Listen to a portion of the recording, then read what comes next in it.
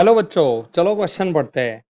Complete the following table of values for this diode circuit assuming a typical forward voltage drop of 0.65 volts for the diode. यहाँ पे हम देख सकते हैं एक सर्किट हमें दी गई है 470 ओम उसका है, उसमें एक रेजिस्टेंस लगाया हुआ है और एक डायोड लगाया है जहाँ पे एक बैटरी लगाई है with the positive of the battery joined to the P junction, P side of the diode and negative terminal is connected to the N side of the diode। तो यहाँ पे पी एन डायोड जो ये वाला है वो कैसा है, फॉरवर्ड बायस में है। तो सिचुएशन ये है, हमें टेबल में पहले फाइंड करना है voltage across D1 and R1, आप देख सकते हो ये वाला।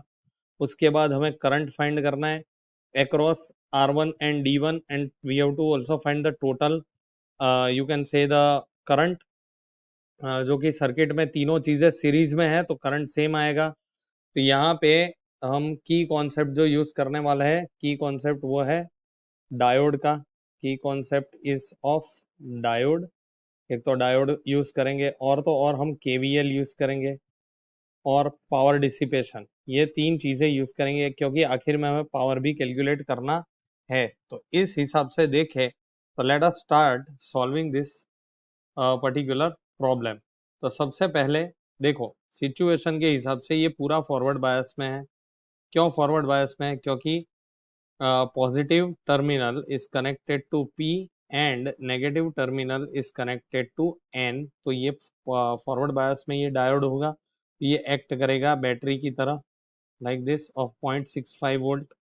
और इसके अंदर इंटरनल थोड़ा रेजिस्टिव डिसिपेशन भी होगा। यहाँ पे तुम्हारा जो है रेजिस्टेंस दिया है 470 ओम का, और इसकी वजह से ये सर्किट क्लोज होने की वजह से यहाँ पे करंट प्रोड्यूस होगा, 12 वोल्ट्स है ये। तो ये करंट को ले लेते हैं आई। तो अभी हमें ये चीज फाइंड करनी है। तो सबसे पहले हमें क्या फाइंड करना है, वोल्टेज अक्रॉस। तो वोल्टेज इसके अक्रॉस R1 और D के अक्रॉस अगर फाइंड करना है तो सबसे पहले हमें चाहिए करंट। तो first of all let us find the current in the circuit.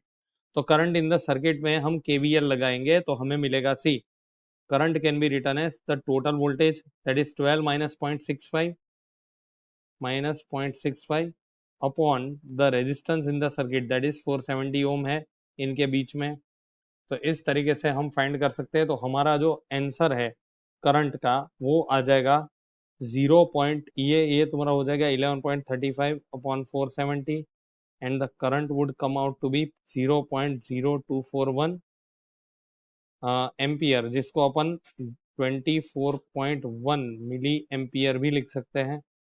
ये मेरा पहला सॉल्यूशन आ गया। तो करंट में हम डायरेक्टली यहाँ पे लिख लेते हैं 24.1 मिली एम्पियर, जो कि पूरी सर्किट में सेम रहेगा। 24.1 मिली एम्पियर वही रहेगा, और यहाँ पे भी 24.1 टोटल करंट तुम्हारा हो जाएगा। तो करंट हमें मिल गया है।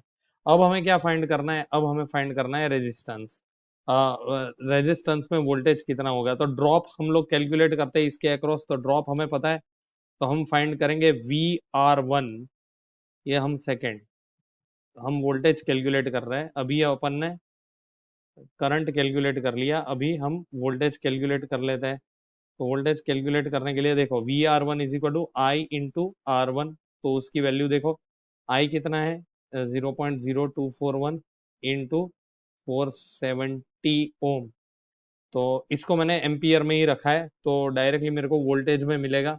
तो आंसर मेरे को यहाँ पे मिल रहा है 11.32 वोल्ट। ये मेरे को कितना मिला, 11.32 वोल्ट। और इसके अक्रॉस तो ऑलरेडी 0.65 वोल्ट है ही ड्रॉप। तो ये इस तरीके से हमें ये भी मिल गया। अब देखो पावर, तीसरा हमें क्या निकालना है, पावर निकालना है। तो अब हम फिर से ये सर्किट एक बार ड्रॉ कर लेते हैं यहाँ पे। तो let us draw the circuit. तो यहाँ पे इस तरीके से अपनी सर्किट, यहाँ पे हमारा डायोड जो कि ऑन कंडीशन में है और इसके अक्रॉस में वोल्टेज है 0.65 वोल्ट। उसके अलावा यहाँ पे रेजिस्टेंस है जिसकी वैल्यू है 470 ओम।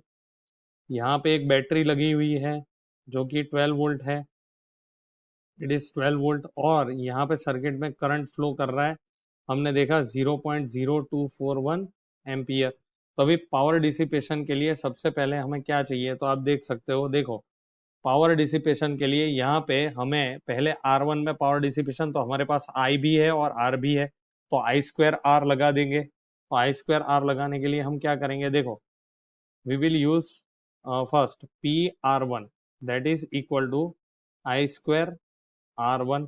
तो I स्क्वायर कितना है, 0.0241 का square into R1 that is 470 ओम। तो जब इसको सॉल्व करेंगे तो हमें मिलेगा 0.273 वॉट, जिसको अपन लिख सकते हैं 273 मिली वॉट। मिली मतलब 10⁻⁻3। तो यहाँ पे 3 पॉइंट हटा के यहाँ पे 10⁻⁻3 लिखेंगे तो मिली वॉट में आंसर आएगा। तो ये मेरे पहला हुआ पावर इन रेजिस्टेंस। अब देखो यहाँ पे हमें देखना है कि डायोड में सबसे पहले तुमको डायोड का रेजिस्टेंस निकालना होगा। तो रेजिस्टेंस ऑफ डायोड वो क्या होगा तुम्हारा, ये वैसे हमारा तीसरी चीज अपन निकाल रहे हैं। तो रेजिस्टेंस ऑफ डायोड क्या होगा, it would be VD upon I. VD है हमारा 0.65 अपॉन आई है 0.0241।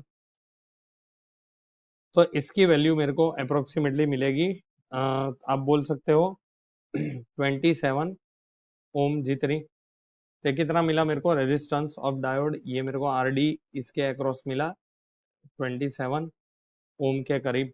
अब हमको आरडी मिल गया, तो इसके ऊपर से अपन पीडी भी फाइंड कर सकते हैं। तो पीडी हमारा क्या होगा, it will be I square R D. I square अपना फिर से 0.0241 the whole square into R D. R D कितना है हमारा 27। तो ये सॉल्व करने से हमें मिलेगा 0.015 वॉट,